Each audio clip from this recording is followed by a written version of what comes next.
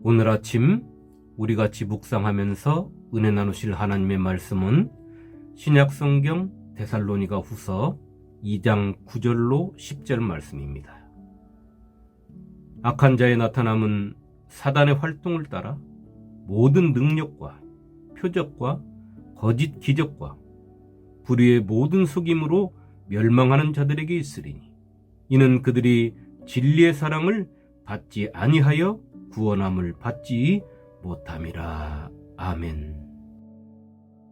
어제는 주님의 예루살렘 입성을 기념하는 종려 주일이었습니다. 그리고 이번 주는 주님께서 십자가의 고난을 받게 되시는 고난 주간과 무덤을 깨뜨리고 부활하신 영광의 부활주일이 있는 주간이기도 한 것입니다. 주님의 예루살렘 입성을 손꼽아 기다리던 제자들도, 예루살렘 성에 모인 자들도 예수님이 왜 나귀 새끼를 타고 입성하셨는지, 예수님이 무엇을 이루시려고 입성하시는지는 관심 밖에 있으면서 이 세상의 왕으로 위엄과 권위와 능력을 나타내시기를 소망하며 입이 터져라 호산나를 불렀습니다. 그런 그들의 이 땅에서의 꿈은 예수님 십자가를 지심으로 산산이 부서졌던 것입니다. 그러나 비록 그들의 꿈은 부서졌지만 예수님의 십자가의 죽으심은 하나님의 말씀이 성취되고 하나님의 뜻을 이루셨고, 생명 없는 예수님의 죽음은 하나님의 영광이 되었으며 그 안에 하나님의 나라가 이루어진 것입니다. 그리고 그 무덤 속에 영광의 부활이 임하였던 것입니다. 오늘 예수를 믿는 우리가 이 진리를 바로 알지 못하고 깨닫지 못한다면 예수님을 왕으로 맞이한 종려 주일의 의미도, 십자가의 죽음의 의미도, 무덤을 깨뜨리고 부활하신 주님의 부활도 아무런 생명력이 없는 것입니다. 하나님께서는 하나님의 나라와 의가 먼저 이루어져 하나님께 영광이 돌려지는 것을 원하시며 받으신 영광을 통하여 하나님의 영광을 우리에게 입혀주시기를 원하시는 것입니다. 이것이 하나님의 질서인 것입니다. 우리 주님 산상수훈에서 말씀하신 대로 먼저 그의 나라와 그의 의를 구하라. 그리하면 너희에게 이 모든 것을 더하시리라 하신 이 진리를 믿음의 삶에서 우리가 깊이 새겨야 하는 것입니다. 저는 부활절을 앞두고 내가 짊어지고 가는 십자가가 주님의 뜻을 품고 하나님의 나라를 이루고자 하는 십자가인지, 아니면 내 뜻을 품고 나의 왕국을 건설하려는 나무 토막인지를 살펴서 내가 이루려는 영광이 아닌 하나님께서 입혀주시는 영광이 임하는 믿음이 되기를 소망해 봅니다. 오늘 본문의 말씀은 주님의 재림이 있기 전 먼저 사탄의 능력을 받은 자가 나타나서 활동하는 역사가 있음을 우리에게 알려주고, 그러한 사탄의 미혹에 빠지지 않도록 권면하는 사도 바울의 서신의 내용입니다. 오늘 본문을 통하여 우리의 영안이 열리고 진리를 사모하고 바로 깨달아서 시대의 흐름과 시대를 분별하고 참영과 거짓영을 분별할 수 있는 하나님의 능력이 임하기를 축원합니다. 오늘은 본문의 말씀 중에서 말세에 나타나는 두 가지 현상 중에 먼저 한 가지를 살펴보고 주님 주시는 은혜를 나누겠습니다.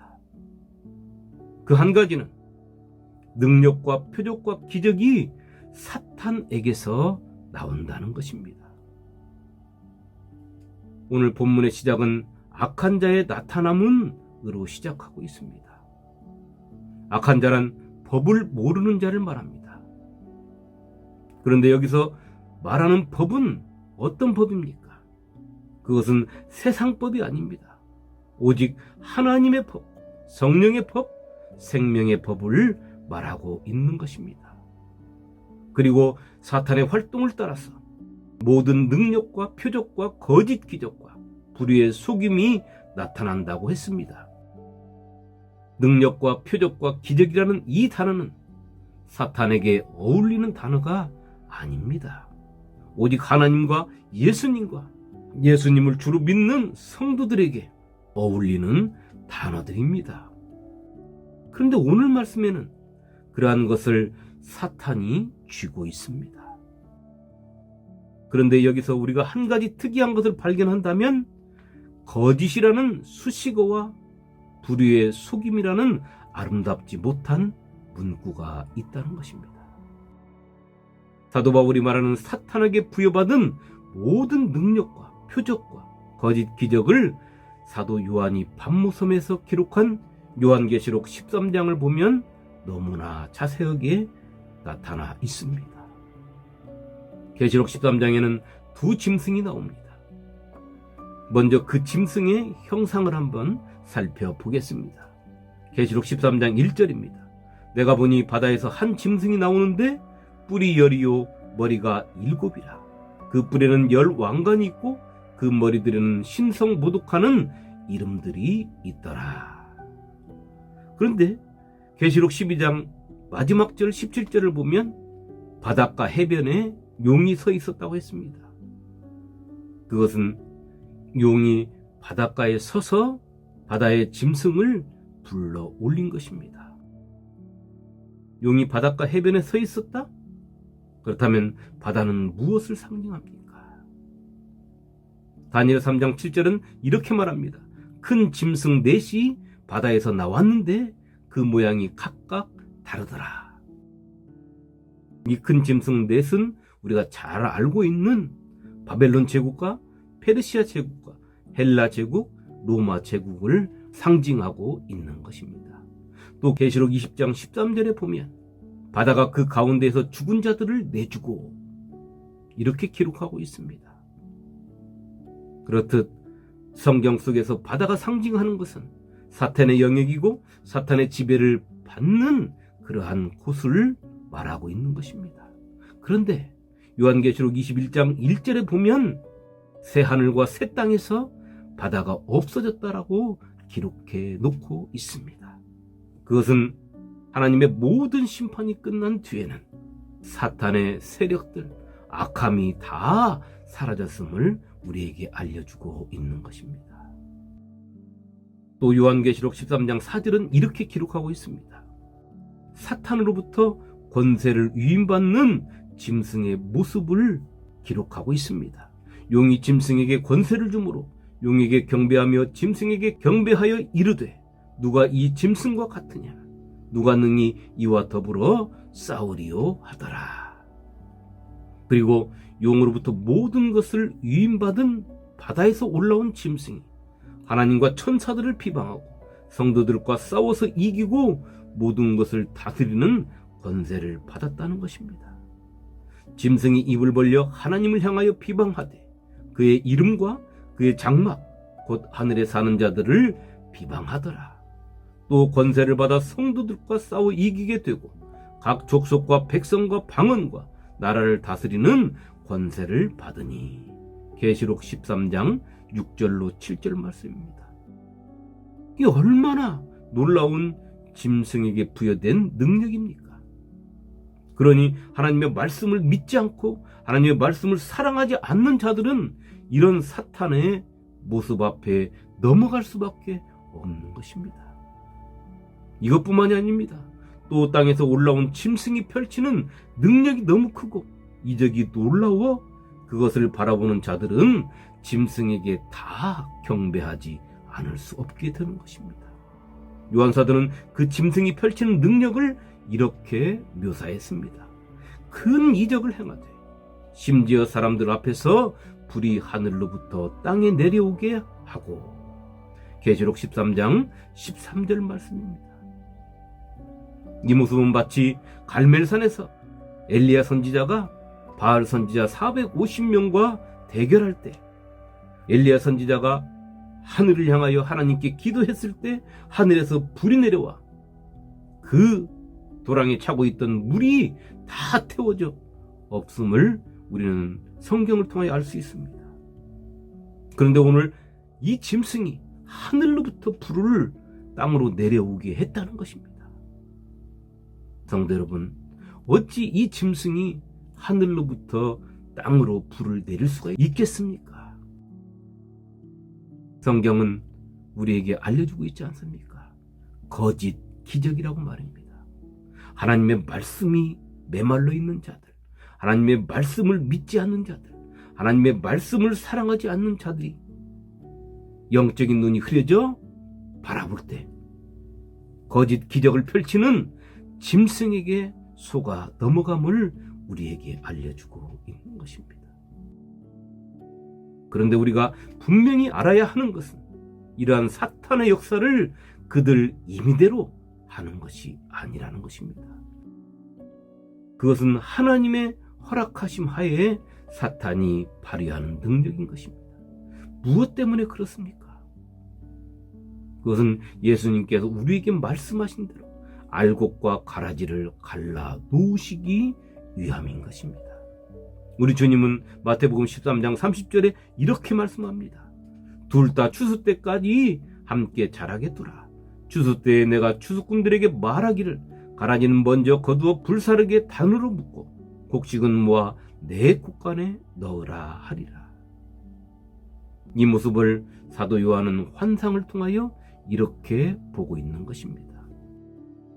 또 다른 천사 곧 셋째가 그 뒤를 따라 큰 음성으로 이르되 만일 누구든지 짐승과 그의 우상에게 경배하고 이마에나 손에 표를 받으면 그도 하나님의 진노의 포도주를 마시리니 그 진노의 잔에 섞인 것이 없이 부은 포도주라. 거룩한 천사들 앞과 어린 양 앞에서 불과 유황으로 고난을 받으리니. 계시록 14장 9절로 10절 말씀입니다. 오늘 사도 바울도 우리가 읽은 본문을 통하여 우리에게 말하고 있습니다. 진리를 믿지 않고 불의를 좋아하는 모든 자들로 하여금 심판을 받게 하려 하심이라. 데살로니가 후서 2장 12절 말씀입니다. 하나님께서는 오늘 본문을 통하여 진리를 믿지 않고 불의를 좋아하는 자들을 이렇게 심판의 자리로 앉게 하시기 위하여 사탄에게 능력도 이적도 거짓 기적도 불의의 속임도 허락하셨다고 하신 것입니다. 오늘 우리가 읽은 말씀 9절과 10절을 다시 한번 읽어드립니다. 악한 자의 나타남은 사탄의 활동을 따라 모든 능력과 표적과 거짓 기적과 불의의 모든 속임으로 멸망하는 자들에게 있으리니 이는 그들이 진리의 사랑을 받지 아니하여 구원함을 받지 못함이라. 멸망하는 자들에게 사탄의 이런 것들을 임하게 하신다는 것입니다. 하나님께서는 이들을 왜 멸망하는 자들이라고 규정하셨나 하는 것을 이렇게 말씀하셨습니다. 그들이 진리의 사랑을 받지 아니하였기 때문이라. 이 말씀을 이렇게 말씀드리면 이해하시기가 훨씬 더 좋을 것 같습니다. 그들이 진리의 사랑을 거절했기 때문이라는 것입니다. 진리의 사랑을 거절한 자, 그들은 그가 누구든지 사탄이 역사하는 미혹에 빠져 짐승의 수 666이라는 표를 받을 수밖에 없게 된다고 사도 요한은 우리에게 말하고 있는 것입니다. 그리고 사도 바울도 디모데전서 4장 1절을 통하여 우리에게 이렇게 알려주고 있습니다. 그러나 성령이 밝히 말씀하시기를 후일에 어떤 사람들이 믿음에서 떠나 미혹하는 영과 귀신의 가르침을 따르리라 하셨으니. 성도 여러분, 얼마나 무서운 말씀입니까? 우리가 읽은 말씀의 배경은 우리 주님께서 오래지 않아 재림하실 거라고 굳게 믿고 있는 그런 때입니다. 말씀을 전하며 가르치는 사도들도 그 말씀을 받는 성도들도 모두가 그렇게 생각하며 신앙생활을 하고 있던 때입니다. 지금 우리의 입에서 말세의 끝을 말하는 것과 마찬가지로 말입니다. 교회도 나가고 예배도 드리고 이런저런 착한 일들을 하면서 다른 사람들로부터 성도라는 소리는 듣고 싶은데 하나님의 진리의 말씀, 생명의 말씀을 싫어한다면 이런 사탄의 미혹에 빠질 수밖에 없고 사탄을 쫓을 수밖에 없는 존재가 될 수밖에 없다는 것을 우리에게 알려주고 있는 것입니다. 그것은 하나님께서 그들을 구원을 받을 수 없게 하셨기 때문입니다. 말씀을 믿지 아니하고 말씀을 사랑하지 않는 자들에게 구원을 베풀지 않으신다는 것입니다. 얼마나 두려운 말씀입니까? 구원함을 받지 못하리라. 우리 주님 재림하실 때 하나님의 이 음성이 내 귀에 들려진다면 나는 망한 자가 되는 것입니다. 그 이유가 어디 있습니까? 그것은 진리의 사랑을 내가 거절했기 때문입니다. 오늘 하루 우리의 이 세상 속 삶이 사탄이 보여주는 거짓된 것들을 바라보며 현혹되고 미혹되어서 나에게 주신 생명을 살리는 사명을 버리고 이 세상에서 방황하는 자가 아니라 하나님의 생명의 말씀을 믿고 사랑함으로 내 속에 하나님의 성품이 살아나서 이 세상에 빠진 생명들을 건져내는 복된 사명을 감당하는 귀한 하나님의 자녀가 되시기를 주님의 이름으로 축원합니다. 아멘.